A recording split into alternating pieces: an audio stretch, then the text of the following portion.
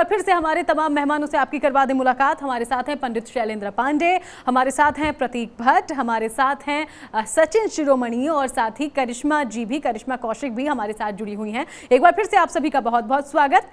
तो चलिए, ब्रेक के पहले हमने आपको कुछ खास उपाय बताए थे कि कैसे 3 देवियों का 3 रूप आप तक 3 कृपा बरसाने आया है। अब 3 और उपाय जान लेते हैं पंडित शैलेंद्र पांडे से। पंडित जी। बिल्कुल। चौथा उपाय जो है वो शिक्षा और ज्ञान प्राप्ति का उपाय है और इसके लिए आप माता के मातंगी स्वरूप की उपासना करिए। मातंगी स्वरूप में आप देखेंगे तो इनके हाथों में भी वीणा होती है और बहुत कुछ सरस्वती माता की तरह लगती हैं, लेकिन ये 10 महाविद्या का स्वरूप हैं। माता मातंगी पीला फूल अर्पित करके आप 24 तारीख की रात को यानी महानवमी की रात को आप इनकी पूजा करेंगे, इन्हें पीले फूल अर्पित करेंगे। इसके बाद एक विशेष मंत्र है, उसका 11 माला जप करेंगे। मंत्र होगा ओम ह्रीं ऐं भगवती मतंगेश्वरी श्रीं स्वाहा। ओम ह्रीं ऐं भगवती मतंगेश्वरी श्रीं स्वाहा। इस मंत्र का जप अगर आप कर लेते हैं नवमी तिथि की रात को तो यकीनन विद्या, शिक्षा, परीक्षा, प्रतियोगिता, ज्ञान के मामले में आपको सफलता मिलेगी। 5वां प्रयोग, अगर आप चाहते हैं कि आपको कर्ज से मुक्ति मिले, कर्ज आपका दूर हो और दरिद्रता का नाश हो, तो इसके लिए आप नवमी की रात को माता के छिन्नमस्ता स्वरूप की पूजा करेंगे। 10 महाविद्या का एक स्वरूप है माता छिन्नमस्ता का, इनकी पूजा होगी और लाल आसन पर बैठ करके इनकी पूजा करें। मंत्र बड़ा विशेष है इनका, 11 माला मंत्र जपेंगे दरिद्रता नाश के लिए और कर्ज मुक्ति के लिए। मंत्र होगा ओम ह्रीं क्लीं ऐं वज्र वैरोचन्यै हूं फट स्वाहा। ओम ह्रीं क्लीं ऐं वज्र वैरोचन्यै हूं फट स्वाहा। ये मंत्र अगर आप जपते हैं तो कर्ज मुक्ति होती है, दरिद्रता का नाश होता है। माता छिन्नमस्ता का मंत्र है ये। और अगर शत्रु आपको परेशान कर रहे हैं या मुकदमे से परेशान हैं तो इसके लिए नवमी की रात को माता बगलामुखी की पूजा करें। पीले आसन पर बैठे हल्दी की माला से इनका मंत्र जपें और मंत्र होगा ह्रीं बगलामुखी ह्रीं, ह्रीं बगलामुखी ह्रीं। इस मंत्र का जप करने से शत्रु बाधा शांत होगी और मुकदमे में विजय मिलेगी। बिल्कुल सही। तो 3 खास उपाय शिक्षा, कर्ज मुक्ति और शत्रु बाधा के लिए आपने जाने। और भी उपाय हैं, जी हाँ, कहीं जाइएगा नहीं, लगातार हम आप तक वो खास और अचूक दमदार उपाय पहुंचा रहे हैं जिसके जरिए आपकी हर मनोकामना पूरी होगी, आपका हर दुख मिटेगा और आपको मनचाहा वरदान भी मिलेगा। लेकिन उसके पहले जरा हम बात कर लें प्रतीक भट्ट जी का। हम रुख करते हैं प्रतीक जी, क्योंकि नवरात्रों का जो खास मौका होता है उसमें हम माँ के, एक स्त्री के हर स्वरूप की पूजा करते हैं और यही संदेश हमारा ये त्यौहार हमें देता ही है और सनातन धर्म से जुड़े तमाम त्यौहार देते हैं। अगर हम मौजूदा नवरात्रों की बात करें और मौजूदा वक्त की बात करें तो कई तरह की चुनौतियां हैं, कई तरह की परेशानियां हैं स्वास्थ्य को लेकर और साथ ही कानून व्यवस्था को लेकर भी। ऐसे में माँ से क्या उपाय किया जाए, माँ को कैसे प्रसन्न किया जाए कि माँ शक्ति का वरदान भी दें? देखिए, शक्ति और धन इस समय कोरोना काल में कहीं ना कहीं लोगों को एक बड़ी समस्या रही। तो इसी से रिलेटेड उपाय बताता हूँ। स्थिर लक्ष्मी प्राप्त करने के लिए, धन लाभ के लिए अष्टमी और नवमी के दिन, खास तौर से आज के दिन, साफ स्थान पर उत्तर दिशा में मुंह करके अपने सामने लाल चावलों की एक ढेरी बना दें, उस पर श्री यंत्र रखें। श्री यंत्र के सामने तेल के 9 दीपक चलाकर माँ कमला के स्वरूप की उपासना करें। माँ कमला की ही पूजा होती है दिवाली के दिन और उसे वैष्णव लोग करते हैं जो कि माँ लक्ष्मी के स्वरूप मानी जाती है और शैव लोग माँ काली की पूजा करते हैं। तो ये एक फर्क होता है। तो ये एक छोटा सा उपाय आपको बड़ा लाभ देगा। उसी के साथ साथ स्थिर लक्ष्मी प्राप्ति के लिए कि घर में हमेशा धन बना रहे, हमेशा बरकत बनी रहे, कभी समस्या ना आए, उसके लिए पान में गुलाब की 7 पंखुड़ियां रखें तथा माँ कमला को अर्पित कर दें। मंत्र ओम दुम दुर्गाय नमः। इस मंत्र के साथ अगर आप अर्पित करेंगे तो निश्चित तौर पर लाभ।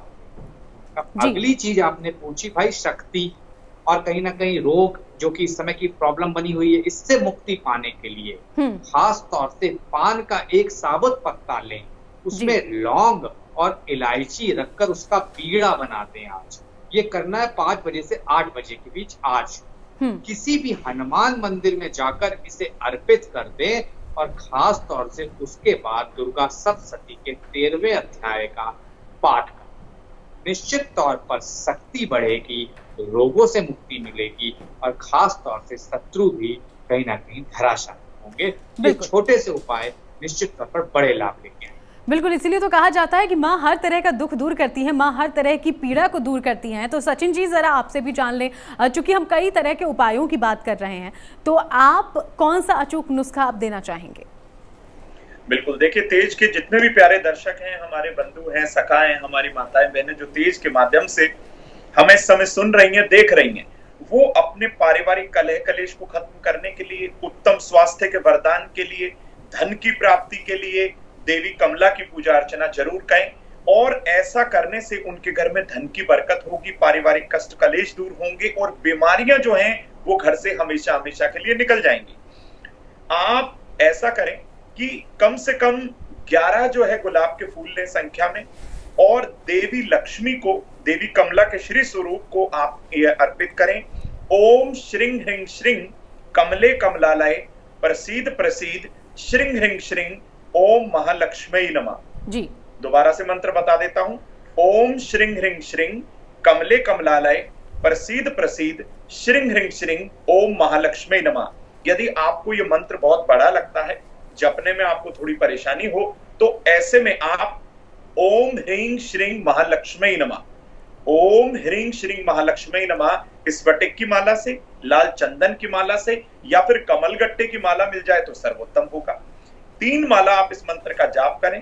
लाल जो है आपने गुलाब के फूल लिए थे, देवी लक्ष्मी को अर्पित कर दें। ऐसा करने से जरूरी है आपके घर में धन की बरकत तो होगी ही, उत्तम स्वास्थ्य का वरदान मिलेगा, पारिवारिक कलह कलेश महादेवी की कृपा से बिल्कुल दूर हो बिल्कुल, और सब कुछ अच्छा होगा। यही तो देने आती है देवी माँ, और कैसे उनसे कृपा हासिल करनी है इसका जरिया बनने की कोशिश कर रहा है तेज। हमारे तमाम ज्योतिषाचार्यों से हम लगातार सवाल पूछ रहे हैं, तो चलिए अब वो 3 और खास उपाय जान लेते हैं पंडित शैलेंद्र पांडे जी से।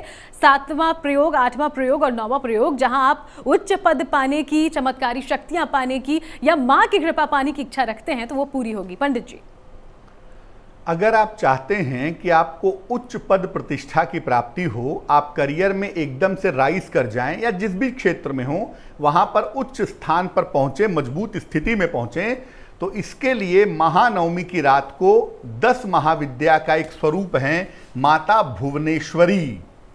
माता भुवनेश्वरी की पूजा से व्यक्ति को जीवन में ऊंचाई मिलती है, विशेष सफलता मिलती है। तो माता भुवनेश्वरी की पूजा करें, उन्हें लाल फल और लाल फूल अर्पित करें और उनका मंत्र है ओम ऐं ह्रीं श्रीं नमः। ओम ऐं ह्रीं श्रीं नमः। इस मंत्र का अगर आप जप करें तो आपको उच्च पद की प्राप्ति शीघ्र से शीघ्र हो पाएगी। अगर आप चाहते हैं कि आपको सिद्धियां मिलें और चमत्कारी शक्तियां मिलें, तो इसके लिए आपको माँ तारा की पूजा करनी होगी। माँ तारा की पूजा थोड़ी कठिन पूजा है, तंत्र की बड़ी मजबूत पूजा है, और मैं बता दूं कि आप देखेंगे चित्र में माँ तारा को तो वो बिल्कुल माँ काली की तरह दिखाई देंगी, लेकिन माँ तारा का जो स्वरूप होता है वो नीले रंग का होता है। ये थोड़ा फर्क होता है। माँ तारा की पूजा करने के लिए किसी गुरु से परामर्श लेकर के तब इनकी पूजा करें, और इनका जो मंत्र है वो है ओम ह्रीं श्रीं हूं फट। ओम ह्रीं श्रीं हूं फट। श्रीं नहीं है, श्रीं है, श्रीं। ओम ह्रीं श्रीं हूं फट। इस मंत्र से आप माँ तारा को प्रसन्न करके और सिद्धियां, चमत्कारी शक्तियां पा सकते हैं।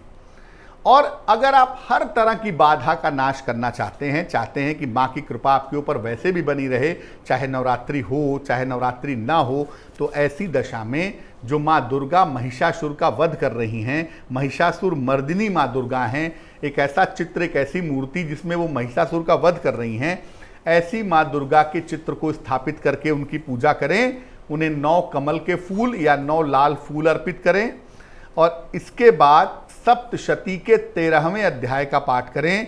दुर्गा सप्तशती का 13वां अध्याय और पाठ करने के बाद देवी से कृपा करने की प्रार्थना करें। जो कोई भी महानवमी की मध्यरात्रि को ये प्रयोग करेगा वो अगले दिन निर्धनों को हलवा पूरी बांटेगा। तो महानवमी के जो प्रयोग हैं वो निश्चित रूप से सफल होंगे।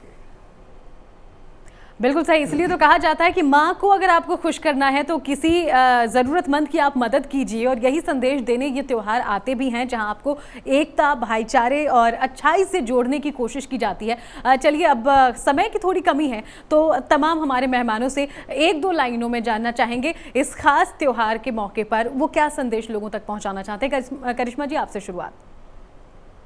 देखिए, मैं सभी तमाम दर्शकों को ये संदेश देना चाहूंगी कि अपने स्वास्थ्य का ध्यान रखिए, और इस समय पे जिन लोगों ने व्रत रखा है, फास्टिंग की है, तो उन लोगों को ज्यादा जरूरत है स्वास्थ्य का ध्यान रखने की। और साथ साथ एक तरह से देखा जाए तो हेल्थ में इस समय पे ध्यान रखने की जरूरत है, क्योंकि व्रत जब रखते हैं तो कहीं ना कहीं हमारा जो स्वास्थ्य है वो अपने आप ही एनर्जाइज हो जाता है। सारी चीजें जो है वो अपने आप निकल जाती हैं, जो नेगेटिविटी होती है। बाकी पेंडेमिक चल रहा है तो अपना ध्यान जरूर रखिए। बिल्कुल सही। सचिन जी। बिल्कुल सुनीता, सभी दर्शकों को कहना चाहूंगा कि देवी दुर्गा को थोड़ी सी लौंग और थोड़े से शहद का भोग लगाएं और उसको प्रसाद के रूप में जरूर ग्रहण करें। ये दोनों ही चीजें आपको उत्तम स्वास्थ्य के साथ साथ आपकी इम्यूनिटी पावर को भी बढ़ाएंगी, देवी दुर्गा की महाकृपा भी मिलेगी और उत्तम स्वास्थ्य भी होगा। और छोटी कन्याओं का सम्मान करें, उनकी रक्षा करने का वचन जरूर दें। बिल्कुल। प्रतीक जी। तो इस नवरात्र में आपको सिर्फ एक उपाय देके जा रहा हूं कि अगर किसी तरह की भी कोई समस्या है तो 21 बार नारियल को अपने सर से उतार ले और बहते हुए जल में प्रवाहित कर दे। और विजयदशमी के दिन, दशहरा के दिन सुबह सुबह 10 बजे के पहले पहले श्री राम स्तोत्र का पाठ करें। आपकी भी विजय हर एरिया में, हर फील्ड में होगी। बिल्कुल। पंडित जी, शैलेंद्र पांडे जी। देखिए, आप कोई भी पूजा करें, कोई भी उपासना करें, कोई भी नियम का पालन करें, लेकिन सबसे पहले अपने कर्म शुद्ध करने की आवश्यकता है, क्योंकि आपकी किसी भी पूजा और किसी भी तंत्र मंत्र से आपके कर्म का बंधन नहीं कर सकता। जो किया है वो भुगतना पड़ेगा। इसलिए बेहतर है कि कर्म सुधारिए, और जब कर्म सुधार करके आप पूजा, उपासना, साधना, आराधना करेंगे तो इसके परिणाम आपके लिए ज़्यादा अचूक होंगे।